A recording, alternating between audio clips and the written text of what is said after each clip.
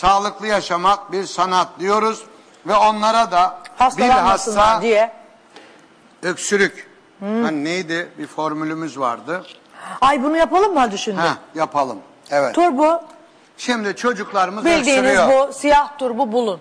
Bıçağı indireyim de. Bulamazsa kırmızı olsun. Yok ben şu an bütün sinirimi aldım. Hocam ben bir yudum Melaike içeyim. Ben oldum. bir yudum içeyim. Yani İç hocam.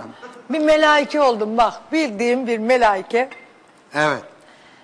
Kırmızı turp bunu bulamazsa kırmızı olur mu? Olur da siyah turp tabii çok daha Bulun. etkili. Hocam bir ara bu siyah turbu eline aldı, turp bitti Türkiye'de. Evet, şimdi çocuklarımız kuru kuru öksürüyor. Doktorlarımız tedavi ediyorlar ama tabii mikrop dolu her yer. Okullar bilhassa mikropların merkezi, toplu taşıma araçları. Mikroptan ari olmamız mümkün değil.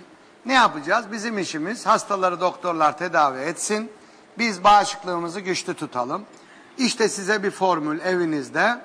Hocam derdi ki turp ye. Hocam gaz yapıyor. Yahu işte gaz yapıyor iyi. Gazını atıyor. O bağırsaktaki gazların atılmasa çocuklara nasıl sancı gazını çıkarsın çekersiniz diye bir sürü papatya içiririz, bir şeyler yaparız ya. Yani yiyemeseniz de tarlasından geçin diyor.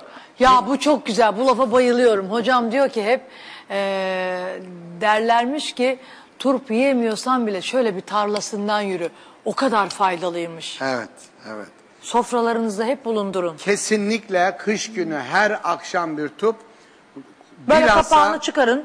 Uzak doğuda bu turpları 500 gram suya 200 gram turpu kaynatıp kanser hastalarına yakalanmamak için, diğer bütün hastalıklara, immün sistemi için bunu öneriyoruz. İçilmesini, yenilmesini her akşam yiyin. Şimdi ne yaptık? Kapağını açtık gördüğünüz gibi.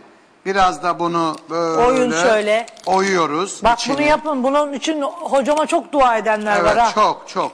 Ben bile kendim yapıyorum. Çoluğunuza, çocuğunuza, kendiniz. Bunları atmayın. Turp demek muazzam. İçine görüyorsunuz. gördüğünüz gibi Seda Sayan kozmik bilim uzman yardımcısı. Nasıl asiste ediyorum seni? Evet, Seviyorsun değil mi beni hocam? Balı koyuyor. Onun için buradayız. Evet Yoksa canım hocam. Ben de seni onlarca çok seviyorum. teklifimiz var ama biz Evet, tercihlerimizi sakın beni bırakma hocam. Dostlarımızdan yana yapıyoruz. İçine balı koyduk. Hemen şu altında bir boncuğu vardır bunun. Onu Alt kestik. kısmında. Fazla da kesmeyin. Fazla kesmeyin. Delik açmaya uğraşmayın. Açmayın. O kadar. Onu da kestik. Bak şöyle gösteriyorum. Bardağa koydunuz.